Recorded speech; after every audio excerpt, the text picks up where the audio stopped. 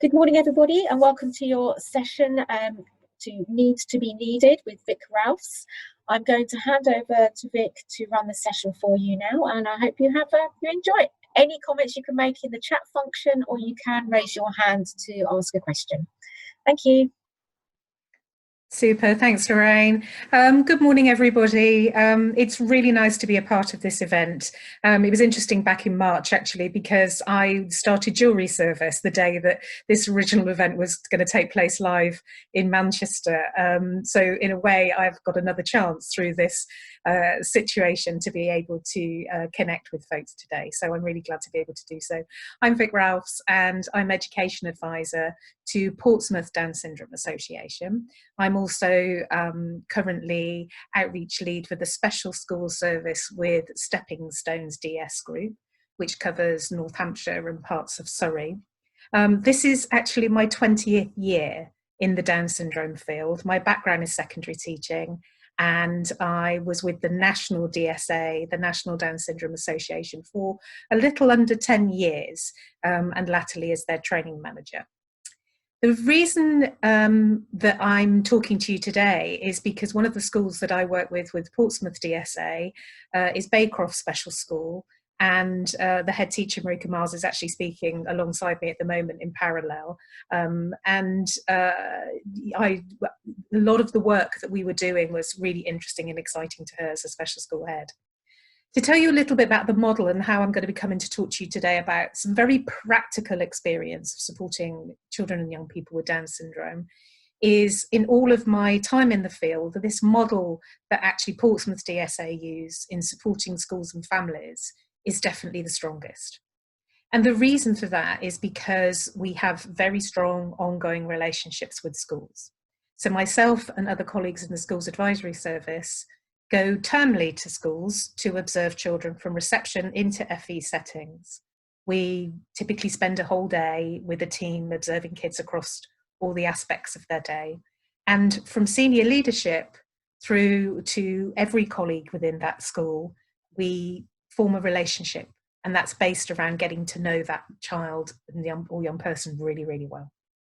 And today really is kind of about the thing that has emerged for me, particularly in the last 6 or 7 years, as one of the most single transformative things in terms of the well-being of our children and young people with Down syndrome, and what actually, in terms of the hour by hour, day by day work that we do around our kids, with them being needed more so than needy, what that actually does in the connection to behaviour particularly, but mostly about our children's well-being.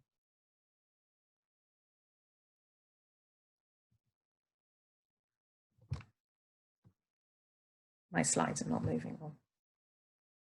Bear with me.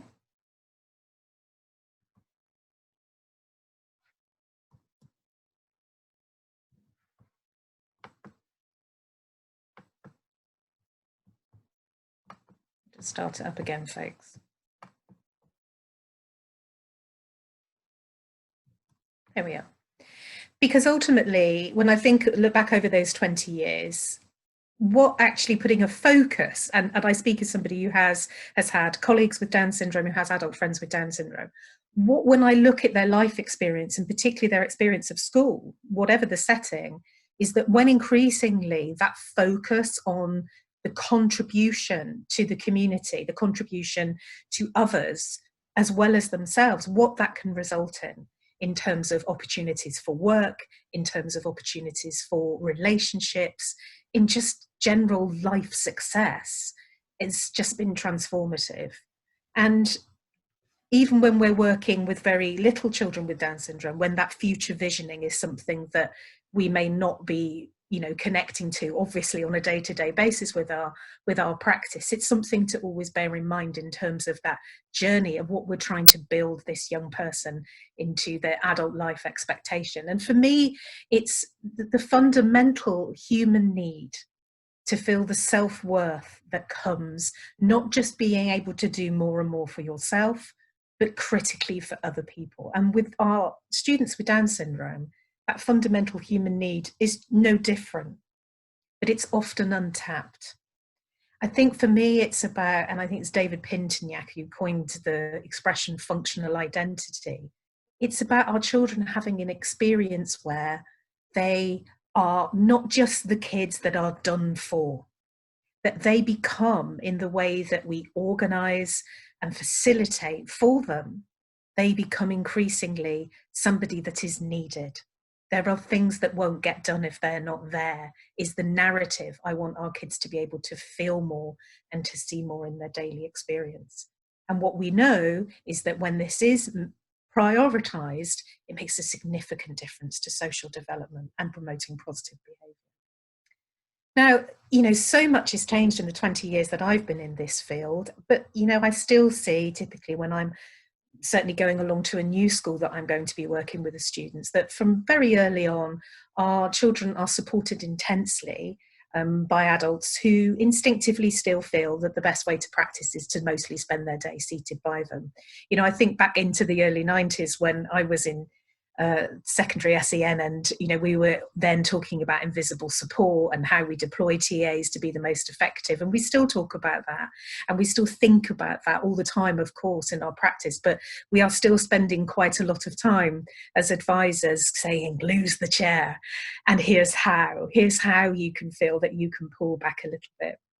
But the reality is that's often still the experience for our kids across most of their day. And so the perception of them, their status, if you like, in the eyes of their friends, is that they see somebody who has to have a lot of grown-ups around them in their world. And that also means it leads very quickly into a whole school narrative of, that we take care of our friends who have Down syndrome. Now, of course, a lot of that is an absolutely correct way of encouraging all young children to look out for one another. But the tone of that often, and the sort of, the actual moments of what that looks like for our young people with Down syndrome, tends to be that they are overfussed and sometimes babied by their classmates. And a lot of that is because that's what they see. That's what they see is the narrative around their friend with Down syndrome. And what we know, and what we've known for a long time, is that for our kids with Down syndrome, they quickly learn that not just academically, but socially, somebody will step in constantly to their world. One of the things that I hear a lot is, when I'm observing, I will see the peers of my student with Down syndrome say to a teaching assistant, Miss, does Jamie like Gogglebox? Or, and they're using the TAs as a conduit. And a lot of that is a lack of confidence around having an exchange because of the communication difficulties that are often there. And we'll talk a bit about that in terms of equipping peers. But actually, a lot of it is because they're just so used to there always being a grown-up sat there. And for our kids, what happens is that they learn that there will be a conduit. She's here, she listens, I don't have to. She will, even if I want to have a try and answer that question, there's going to be somebody there that steps in. So on a communication basis, it becomes a bit of a missed opportunity. But actually what happens is because adults are very worried, in particular, about our children failing, which we'll come on to, they will often step in and they will be the facilitators for that. Now, facilitation of adults by adults is really important, and we'll talk about what that can look like in a more enabling way for our kids. I suppose for me, it's about, and this term has been an extraordinary experience in thinking about our children's emotional well-being after having so many months at home, after having all of that consistency of the social interaction. And a lot of the schools that I've been speaking to the last few weeks, really worried about all of the gains they've made in terms of their kids' social connection with others, particularly in secondary, where for a lot of my kids in sort of years 8 and 9, they were having lovely, meaningful connections with kids in years 10 and 11, which they can't do now because of bubbling.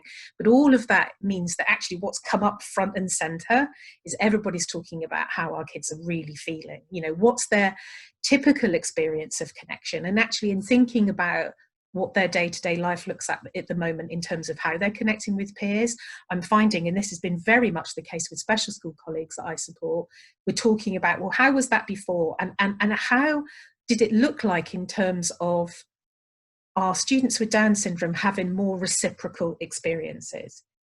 Has there been a clear expectation in the way that you practice and set this child's day up that they have to take some responsibility in towards other people. And that's a question that I ask across settings. So it's irrespective of the particular ability of that child, irrespective of the particular communication skills they have. What do you expect them to do for their tribe? What does their tribe expect of them? Is there a incentive for the peer of a student with Down syndrome to think there's something in it for me in this relationship, because I can see that he does stuff, I can see that he contributes, I can see that she's got something, there's something in it for me, and that the adults are going to let that happen.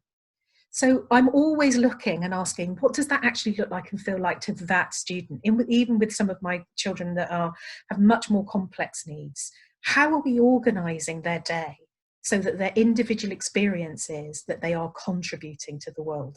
Are we always looking to step in and sanitize, to prevent risk as we perceive it? Or are we actually thinking about the smallest and most meaningful ways for them to do for others? And a lot of that comes down to how adults practice around children. And I'll say a bit more about that in terms of the tools in a moment. But, as I said earlier, there's a lot of very understandable worries about, how much we step back, how much if you've got a child who has, we don't want them to fail. We don't want them to have a not particularly socially successful and clunky exchange with another kid. It is absolutely the instinct of all of us not to want to see that and to step in. And it can also be the case across other parts of our children's experience as well. So I really understand that. But I think the real risk is that actually we don't really see what a lot of our students with Down syndrome are made of. I know this for sure. What I know absolutely categorically is that people with Down syndrome can contribute a great deal. The barrier is not Down syndrome. The barrier is a lack of practice. The barrier is an environment that decides that they can't do it and feels really, really uncomfortable about allowing that to happen. That's the first thing. But in terms of the transformation, particularly when we're thinking about behaviour that challenges us, when we look at that through this lens, so I encourage school teams to say, okay, let's just come at this with thinking not necessarily about what you would instinctively think about in terms of behaviour management, but let's up how much this kid is expected to do. Let's look at not just you saying now and again, asking them to do a few jobs and a bits and bobs and helping out, is that you ramp up and you light up and you formalise all the ways that they are getting success, feeling important, and as that sense of belonging in their tribe. Because what I know is that when we come at behaviour like that, kids don't need to use their behaviour to tell us that they're not being successful, to tell us that they feel left out, to tell us that they want to connect to that kid over there so they shove them or pull their hair or things like that, because somebody's already set it up where they are having a real experience, a real meaningful experience of being needed by another person. So when we change gears on this, when we look at our practice and we think about, and this is a conversation I have with head teachers and other senior leaders on a very regular basis in the context of when behaviour goes wrong, and we're thinking about the management of that, particularly in mainstream schools, for example. I had a very recent experience of talking about the limitations of sanctions, for example, and actually encouraging pastoral leaders to have a look at coming at it from this angle. It makes a huge, huge difference when this happens. And although people have to hold their nerve on it, when they feel they can trust us and they use the tools that I'm going to show you, it really makes that turnaround happen and people start to feel confident about this approach. So for us then as a service, and for me as an individual practitioner working across different organisations, these are the things that have become the fundamental strands for enabling this more socially successful world. It's very much the way we use adult support, as I've talked about in a moment, and this informs a whole school philosophy of practice. We want everybody across the school, the people in the reception, the school meal supervisory assistants, to have a higher expectation of how people with children and young people with Down syndrome can do for others and themselves. And when we do that, we need to do that so that people that are doing the support, the people that we're asking to lose the chair and feel confident about creating space around our children, need to have a consistent, embedded, simple set of tools that encourages our children to be increasingly more independent in moments and and uses non-cognitive roles, which I'll explain, so moments of real importance that don't demand anything intellectually, as a way of giving them a really meaningful experience alongside their peers. And with their peers, giving them an opportunity to understand more about Down syndrome, to understand more about, I can be a mate to my mate with Down syndrome without babying them. I'm not responsible. I don't need to take care. I can have fun with and alongside, and I can get just as much out of it as they can. And that has to be about the way we set up their day. That includes regular, predictable moments of importance, and they have to be represented photographically. And I'll expand on that in just a moment. And the photograph visuals are absolutely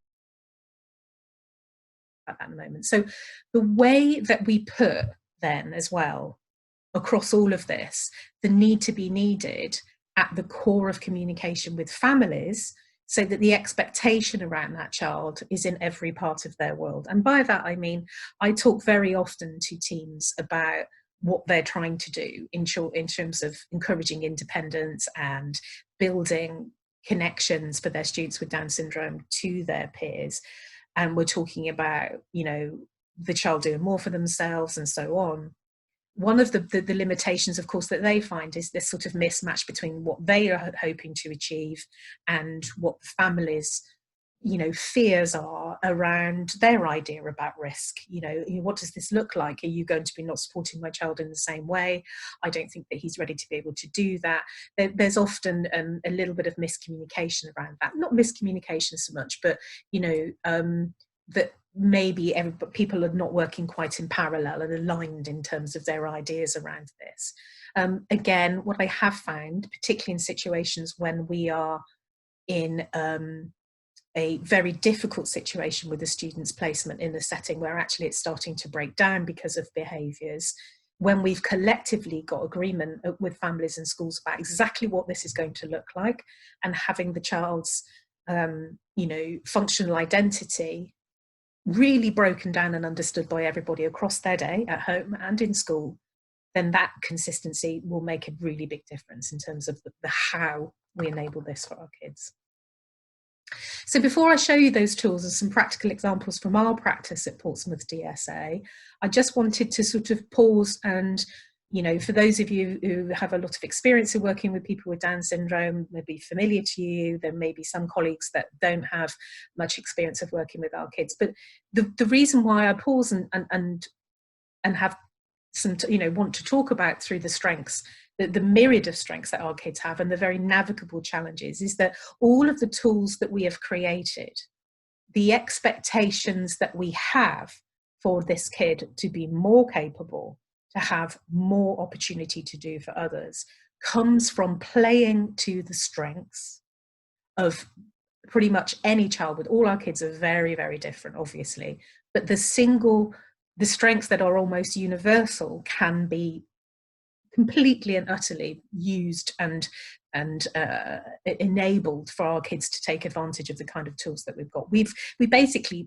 created these tools because we've suggested different things and done different approaches and used different materials with kids across the years in the PDSA family, and we can see very, very clearly that actually when you play to those strengths and you understand, and all staff understand, what are the pitfalls for our children, what's tricky, then it's more successful. The single most important thing to understand about any person with Down syndrome is that they are visual learners. They have a real strength in being able to navigate their day, their world, moment by moment, through what they see. And often when we look at that in a very granular way, and this is an interesting conversation I have with special schools all the time about, for example, the use of symbols, which can be helpful for a lot of children, but actually with kids with Down syndrome, seeing photographs of themselves doing the things that you want them to do, particularly representing the areas of their life where they're going to be important, is absolutely pivotal. Because immediately there is no opportunity for misunderstanding. I can just see myself being amazing and doing the thing you want me to do. Everything in terms of communication, in terms of accessing curriculum, in terms of managing the moments of behaviours when things don't go well, and trying to promote the very things that you want them to do more of, has to be done in a visual way. All our children are very different, of course, and in terms of their natural social motivation will be, down to all of the different things it would be with any child in terms of their, natural shyness or, a sort of innate gregariousness. But there is often a real strong social motivation in kids with Down syndrome. Are often, really persistent communicators, despite the very particular speech and language profile that they have, where expressive language is much more limited than receptive language. So, having speech conversations is very tricky a lot of the time for many people. But there is very often a social motivation to be able to capitalize on. So we can think about what that looks like in terms of their connection to friends. The photograph that you see on screen here is Rose. Rose is now in year 8 in a mainstream secondary school. And you'll just see in the middle of the shot there that one of the visuals that we use was the "I am working on my own." Very simple sentence that we would, when the expectation was set up for Rose, as for many of our children with support and teaching staff, that she was going to be doing this aspect of the task on her own, then that would just wordlessly be slipped in front of her, and you would watch her shoulders come up and her chest come out, so to say, yeah, I am working on my own. And what it also did was create opportunities for her peers to lean in, and she could talk about work and share ideas, and that was just really, really successful. She was motivated by the other kids, but until we put some of these tools in place, she was getting very limited opportunity to. She couldn't look around she was looking around her TAs all the time. She had it all in her, but she just didn't have the right environment. And when you do create that space, you also tap in to another key strength. Our kids are fantastic at copying. The single reason why kids with Down syndrome, anecdotally and in some earlier research, tend to do better in mainstream settings is because they have really good role models to copy. They will mimic other children. When they've got a clear path to be able to see, watch and observe other kids in terms of speech and language, in terms of behaviour role modelling, they tend to do better. Now, of course, thinking about that in a dynamic in a special school applies in exactly the same way. So it's thinking about who have you got alongside. It's going to be somebody that shows you the way helpfully.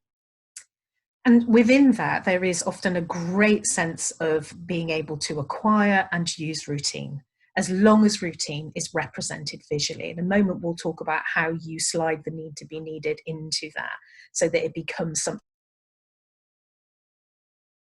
The part of their day is going to be, I'm going to do this and I'm going to be important. And in terms of, and I'm hearing such a lot about this in the last couple of months, talking to families and schools about how the innate empathy that is so often present in people with Down syndrome is really showing up during the challenges that we've had during COVID. Extraordinary stories of our kids actually often settling back into schools really well and very concerned about other people, and sometimes lingering too much in negative emotions, but very much being able to take the temperature of the room around them, and how that can really be something that we can tap into in terms of making them feel socially more successful.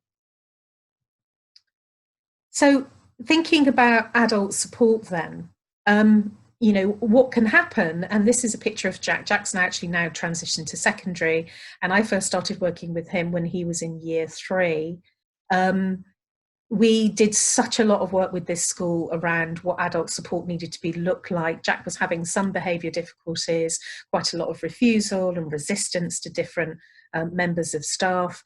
And by the time this photograph was taken, he had a much more enabling relationship with the teaching assistants in class. And because this actually, I snapped this because this was a rare moment of Emma Winter, the TA, just starting off a task with him and then pulling away and actually not sitting next to him for the entirety of that session. What we don't want, I'm just flicking back, sorry, what we don't want is our kids to sort of have this sense of ownership over stuff, which is often what happens. This is my TA. I don't have to listen because she's going to do that. She's going to step in and make sure that that's done for me. Because although kids might seem to enjoy that and seem to want that to be the way that they show up. Actually, the reality is, when we think about their behaviours, and certainly later on down the road when adolescence creeps in, actually they don't want that at all, because that's not what any kid wants. So, as I've said, we need that staff to feel confident about how they can pull back, so that the tools that they're going to be using will mean that they can actually set up an environment where everybody can confidently see that our children can do more on their own, and with their peers. And the quicker we do this, and we can do this, and we do this in meaningful ways with children, really young children, the quicker that our kids and their friends see and feel that that's their place in that space as a contributor, the better. And actually, as I've already alluded to and mentioned, you head off at the pass at some of the more difficult behaviours that we have come to accept as being something that shows up in children with Down syndrome. When myself and my colleague Alison Powell in the Portsmouth service are spending time unpacking behaviours, we very quickly see that actually a lot of that it's come down to a kid who is absolutely exhausted with intense adult support and has not had enough time to be around their peers, to just be, and to just really take advantage of the banter and all of those moments that other kids just take for granted in terms of their social and emotional development. So, but these tools that the TAs use must be immersed in a way that beds down these positive patterns. So Jack there, here he is, as I say, we've now transitioned him to secondary school, and he went with a lot of the tools that you're about to see in the toolkit that we developed at PDSA, so that actually his daily experience was almost entirely what you see here, which was working independently, using lots of visuals and having lots of pair work and group work. The expectation of the other children, they didn't baby him. The expectation was that Jack could not only do things on his own, but he would often lead on activities.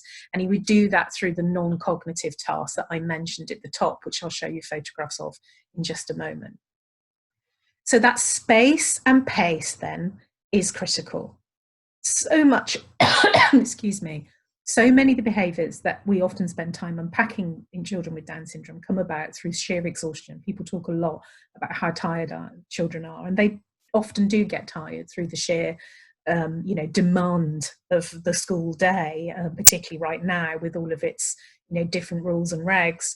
But actually, the space that they need, the pace that they need, is actually so much more about the physical presence of an adult.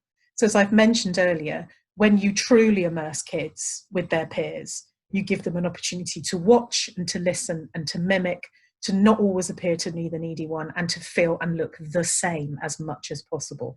And this is where often we get worried, and certainly in conversation with Senkos and senior leaders in terms of academic progress for students with Down syndrome, and how we're tracking that and how we're seeing that there's progress in that. If you don't get this stuff right, you won't get any academic progress. So it is that simple. If we don't create space and pace around children and actually hold our nerve to say there's got to be some time where this child needs to just be, without always having somebody here talking, over talking, repeating, negotiating auditorily, that is just exhausting. It will lead to behaviour problems, and you won't get the academic progress that our kids were often very capable of.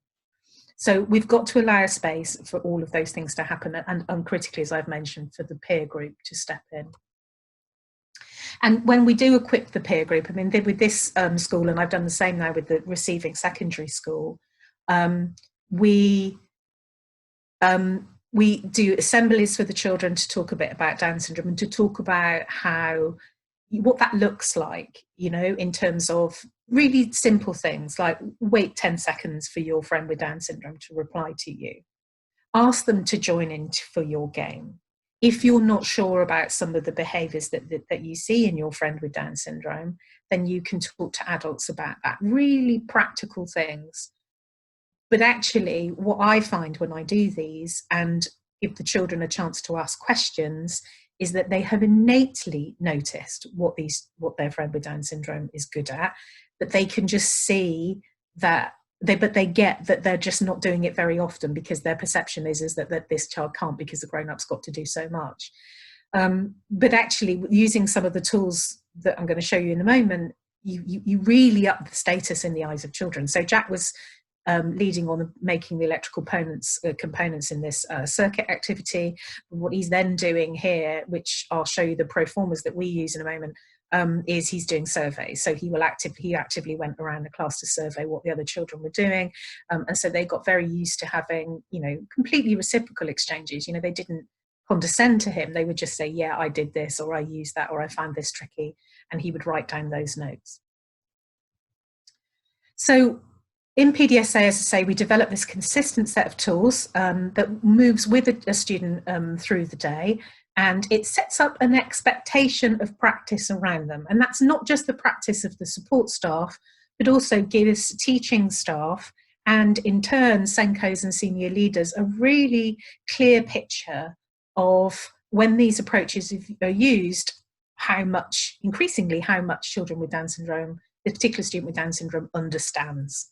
So again, it's about playing to those strengths and saying, okay, if we set this up in this way, then we can see what, you know, we're actually helping this child to succeed because we know this is likely to be their route in. For our students, from their perception, it means that they have a predictable way to see themselves be successful. So from the moment that their learning starts at the top of a lesson, top of a task, they understand that there's going to be something there that they know will work. So in terms of setting up expectation for behaviour and setting up expectation for independence, it means that our children start to become more and more secure about what their day is going to look like. And they're very simple. They are old school.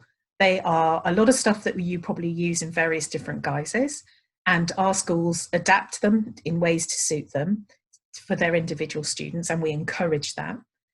We've sort of trialed them and got them used across age ranges. We start them as early as we can, and it just means that it puts everybody's, I overuse the word narrative, but it does. It means that everybody's philosophy around this child shifts towards a consistent set of expectations of the things that they will do. And everybody gets much more confident about creating that space and pace.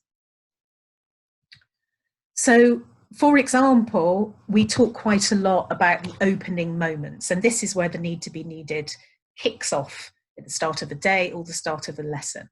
That we have our children be really used to having success from the off in terms of jobs around the class, handing out books and resources, the really simple stuff. It's not just that we tell them to do it, it's just that there's a photograph of them doing it and that they see that in their visual timetable. And they know that in those opening moments, they're going to be doing something that's going to help other people and make other people's classroom more comfortable. It needs to look a little bit different depending on the child. And at the moment, we're a bit limited. We're a bit stymied in terms of movements, obviously around sites, but typically this is the kind of stuff that works well. And then what we want to be doing is supporting our children's listening. Using the visual strength, we want something in the opening moments where our children can visually tap into what is being said. That whatever the other kids are doing in terms of, they might just be listening to the starter, but our kids, for example, have got a very simple, often we just do bingo, so it's gas, liquids and solids, listen out for those, put a circle around that when you hear it, tick it off, but it connects visually. And it's familiar, it's familiarity of tasks, familiarity of those resources that starts to bed down those classroom skills and our things. In our kids, don't overthink it. We're just thinking about maximum independence at the moment using those visual learning. So it's all about supportive listening. With the task planners, which I'm just evangelical about because we just use them so often and it's just made such a difference to so many kids. Again, won't be an unfamiliar strategy at all to many of you, but the idea is that across these different steps that teaching assistants and teaching colleagues get used to, the first step being something really simple and unequivocal. All the tasks, the steps need to be unequivocal, but the idea being that there is a bit of demonstration, so we might do the first one together, and then there is some guidance about what to do next, but then handing over a bit of control. And that can be for the smallest of things. It could just be for underlining and circling a couple of key things. But there is always the moment when I pull back and you do this on your own. It makes clear the number of steps the child needs to do. So depending on what it is, they can be a little bit more complicated or they can be a little bit more simple. They can just be a visual that represents a bit of routine, sitting up still. Again, with the photographs alongside it, showing them that they can do it successfully.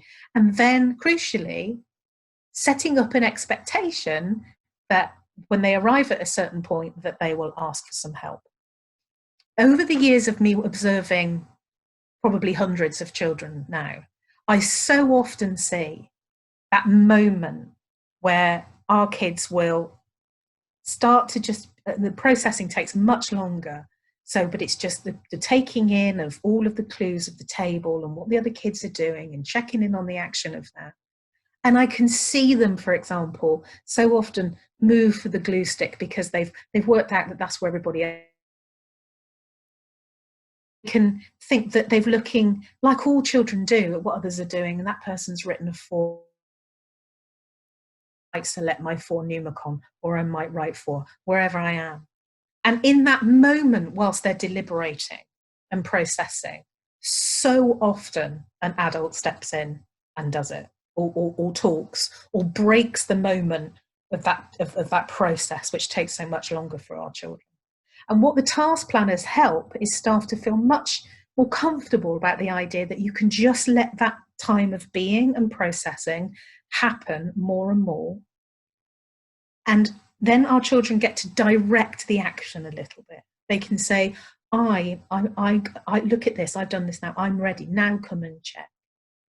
And even with children with very little speech in the very early stages of their development can have a version of this that means that the rhythm of which they work and the rhythm of the way the adults work and what the other kids see, because the other thing is this, when I observe those moments, when there is no adult there, more often than not, either one of the other kids will ask a question of my student with Down syndrome. You got that, Jack? You all right with that? Yeah, that's it. If you got the 2, yeah, I got 2 as well. Or even more so, even more exciting, when our kids themselves ask one of the other kids a question, or just talk about, I don't know, Justin Bieber. All of those things that are so critical about how you feel about yourself. So the tools help to set the scene. They help to have a predictable way of showing up. This is Matilda. She was in year 5 when we started using these. I started working with her in year 3, and she was hugely over-supported by a very well-meaning and very talented teaching assistant who could sense that there was a different way to practice, but just didn't know where to begin. So over a period of time, we did all the things that I'm talking about. Matilda was very sociable, but she was quite self-contained. And a lot of her energy was taken up with essentially trying to escape the tyranny of being spoken at for hours and hours a day. So she was doing what a lot of our children did, and she voted with her feet. So she would run off or she would refuse. And over time, because she actually is quite able, she's a good writer, they were able to capitalize on all of that and use task planners and all the other tools. Some motivational stuff there you can see in the top of the screen.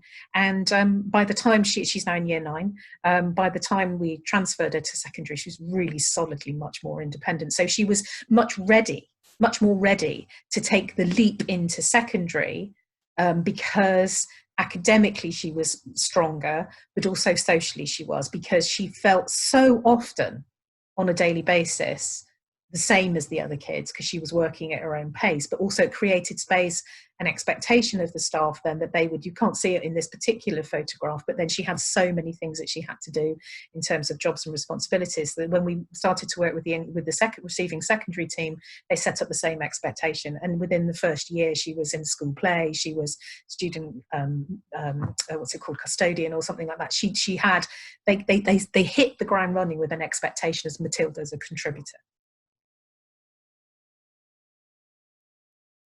On this a little bit longer because obviously we're thinking about behavior particularly, and you know how for us certainly we have experienced that these kind of tools head a lot of those behaviors off at the past, but sometimes they also nip them in the bud in the moment. So this is taken this was a student that my colleague Alison Powell works with. Again, there was a number of sort of resistant behaviors that were showing up, and this was an on the hoof moment of Alison showing how you could change gear in the action of the class, and allow our children that bit of what I think it's Dave Pintignac who talks about cognitive distance, isn't it? It's about how, you know, it's very difficult when that's just when our children are in a behaviour to find a way out.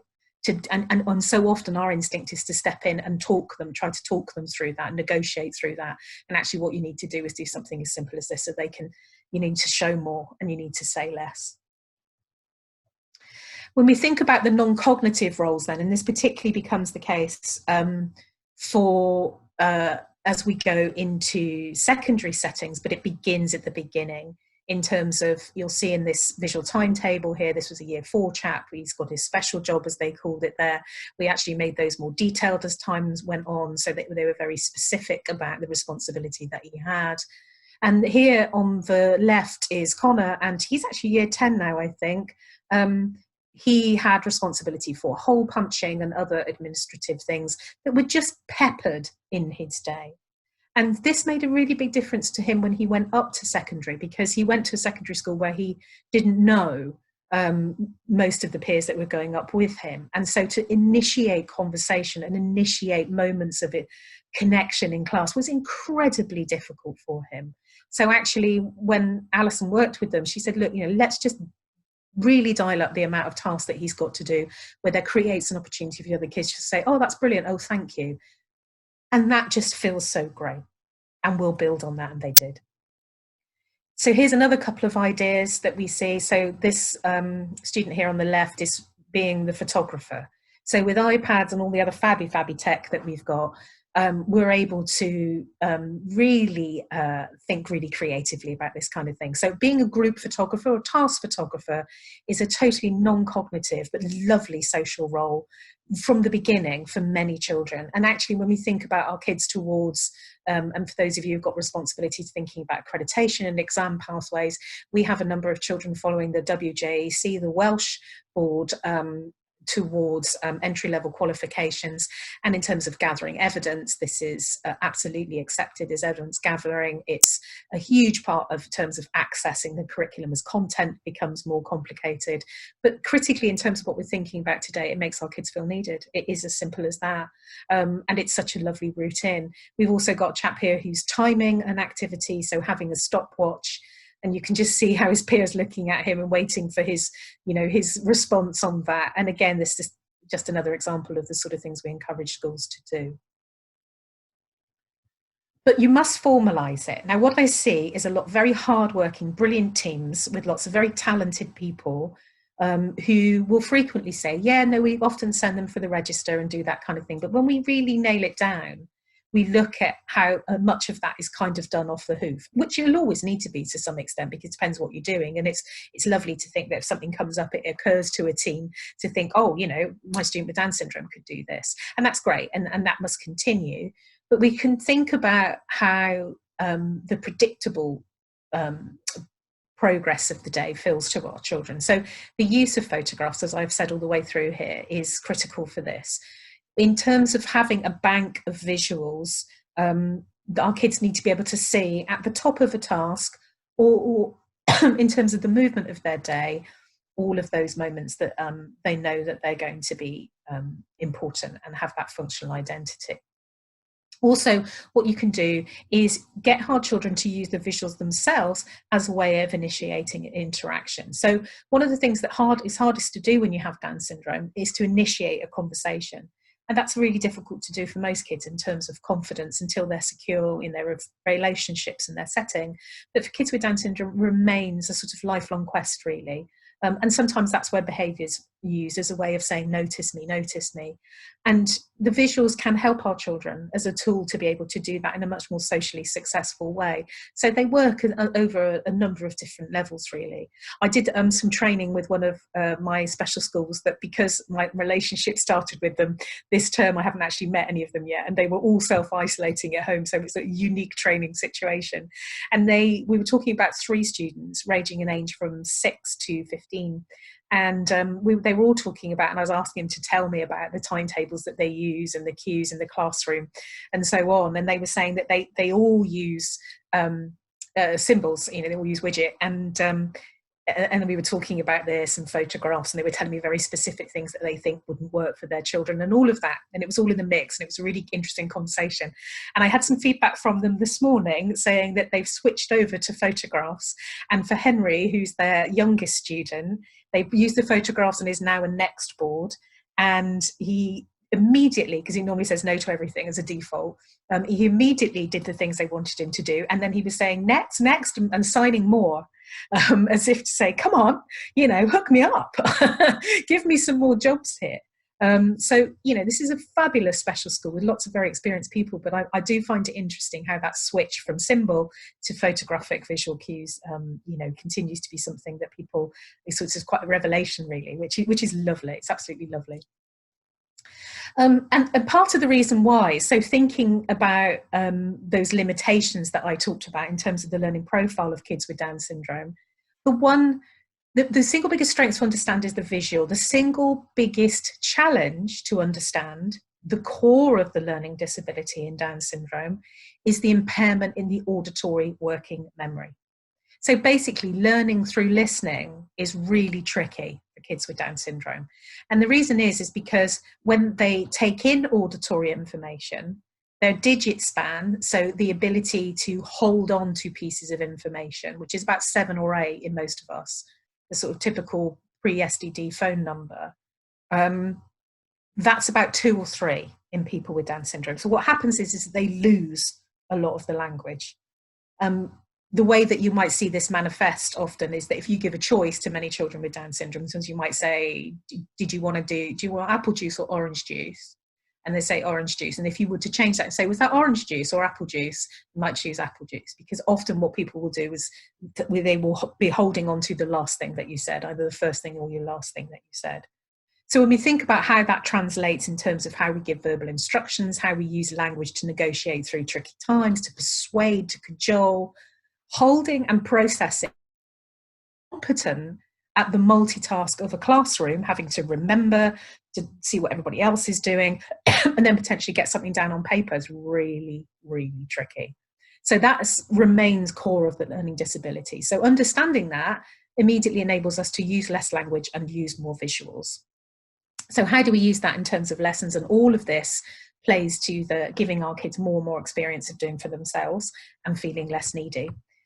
So for example here, this is something that we recommend a lot. It's about avoiding the multitask. So being able to get children using materials in front of them to be able to calculate without writing, to compose without writing, and to draft without writing. So not having to hold on to all of this auditory stuff, but crucially also arriving at very many points across that task where they're doing the same as the others. So this is Helena, and she's doing a for and against task. So the task was about retaliation, and it was the case for and against retaliation. You'll see in the background there's a now, next, and then, which is writing out unequivocally that she's going to sort the statements. Then she's going to divide the page in half, and actually what they use, which is even stronger visual, which was the yellow for the for statements and the blue for the against. And the idea was, using the task planner, they set up so the TA went through the first one with her and said, this is where you would put it. What do you think about this one? They did that together. And then she said, right, just sort the rest of them on your own. And she pulls back. And in that time, Helena's doing exactly the same as everybody else, but she's just not writing it. But she's thinking and she's reading and she's moving them around. She's kinesthetically getting some feedback of the actual physical manipulation of the task, which is really important too. Tia comes back after Helena asked her to, and she says, are you happy with that? Are you happy with your placement? And they made a couple of switches. It doesn't matter whether it's wrong or right at that point. It definitely doesn't need a TA to scribe anything, because that's less meaningful. She did it on her own, and then she said, right, that's fine. You can either stick that in, or you can write your statements up in your book in your best handwriting. Now, Helena likes to write, and so she was happy to do that. So at that point, she's doing what the rest of the kids are doing. She's actually at the point where she's writing up the last piece of the task. But there, what you see is how simple visuals and an expectation, using a clear framework of our kids having a whole period of time where they're doing that on their own, how that's going to feel. Top and tails, again, I'm just mindful of time, and we've got just under 10 minutes. these sort of things, again, a lot of you will have seen them before. I won't go through them in detail, but these are the kind of things that we encourage staff to use, so there isn't just a default TAs scribing, particularly in secondary situations. We use much more simplified versions of this with children in special school, for example, of matching still the sort of see and learn approach to acquiring language with matching word to word and image to image. And so on. But again, it just creates those pockets of time where they're doing it on their own and the other kids see that. Surveys, which I've talked about, we love these. We've got kids using these for GCSEs. We've got kids using these just mark making in the very early years for all children with more complex needs. The idea being that they pick some friends, they have a question, they go around and they ask kids to answer that question. You adapt it according to the child and their level of communication, but it's a lovely way, a sort of legit way to move around and connect to others. I've got a girl that does it and she also records the kids' responses. They're using that towards Welsh Board evidence. You can do follow-ups from that. So you can, for more able children, you could have a sentence starter, ask the kids to complete the sentence using one of their peers' responses. So on lots of different levels it works. But mostly it feels like our kids feel like they're being a teacher. Our kids feel like they are helping others. And the other kids love that they get to have that kind of legitimate interaction with their mates. What we're also finding as well is that these kind of tools, so for example, things where you really are targeting social communication, you're encouraging our children to show a friend, to listen to a friend, to tell a friend. We're showing actually that this wins for all children, because for many of the other kids, it consolidates their learning for them too. So they're able to think a bit further about their answers. They're able to have a bit more discussion around that. So it's very much a win-win on every level, but for our kids, we're very much going for it as a social communication thing. So when we embed these solid set of approaches then, which we have across dozens of settings within our service, you have everybody from the top down, from senior leadership saying we have a different expectation. We understand that on some days, some moments will be tricky, but we can actually, using all of those pictures we've created for our student, they really become your friends here. I had a conversation with a Senko and assistant head yesterday in one of my schools. Their student has just started year 10. In year 7, towards the end of year 7, this placement was seriously at risk. And they trusted us as a team in terms of our behaviour management advice. And they worked exceptionally hard to create all of these tools that move with this boy throughout the day. And to have him say to me yesterday, there was a cobble a couple of weeks ago with a bit of push and pull in the toilet with another year 10 pupil. They sat down with both the families. They talked about the fact that sanctions and exclusions would mean nothing to our student, and that actually they just wanted to try and unpick what was going on. They used visuals. They now, through the RSE curriculum, are working with him about expanding his understanding of when he feels certain emotions and how they connect to certain people or places or times, and what he can do to put that little bit of cognitive distance in to be able to then feel some control and some calm and come back. The visuals they now know are much, much more effective than the words. And they also know that taking this approach to behaviour management means that everybody can think, puts the well-being front and centre, and also the opportunities with the other peers to work with them on understanding even more, about be able to be in the world and do well too, and their part that they play in it. So that's massively important. We talked a bit about, I'm aware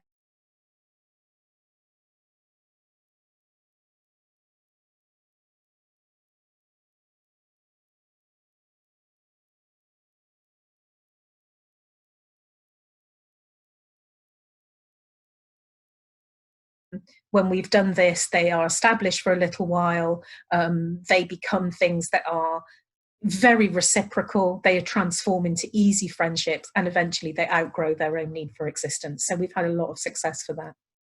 And I just want to finish by saying that, in my 20 years of doing this work and now having adult friends and have colleagues over a number of different pieces of work, I'm absolutely convinced that this focus of somebody who contributes to their world for themselves and for others, and starting that as to living and working and loving, we have much more successful and much less vulnerable learning disabilities. And my favourite example of that is my colleague Alison Powell's son Tom, who's actually now 22 and was he's an actor. He was recording for the BBC at home yesterday for a role that he's doing. His school, with a great leap of faith and a lot of work, very much put the emphasis on equipping his peers and giving Tom as much responsibility. And they took some serious risk with Tom because he was a runner and all sorts of other bits and bobs. And this is him, this is Somerset. So this is him going to the prom on his tractor, obviously. But moreover, Tom as a young man now, as an actor and a socially very successful and safe guy who enjoys all the other things that people of 23, when they used to be able to have a life, and they will again next year, are able to enjoy. So it works. It absolutely works. So this is me. Thank you so much for listening to me. My contact details are on this slide, and I think we're about to wrap. So thank you very much indeed. Thank you, Vic. If anybody has any questions they would like to ask, please feel free to pop them into the chat function, and then we can run through them with you, or any feedback. Also, to let you know that after this session, we have a questions and answer session with Serdar Ferit of Lufta, and you can access that link from the main programme that you've been sent. So if anybody has anything they would like to add, please feel free, and we'll go through it in the last couple of minutes of the session.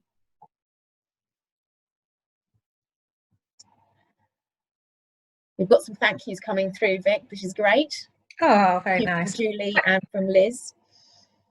Very positive session, lot to reflect on, and lots of practical advice and positive messaging. So that's lovely to hear. Thank you. Okay.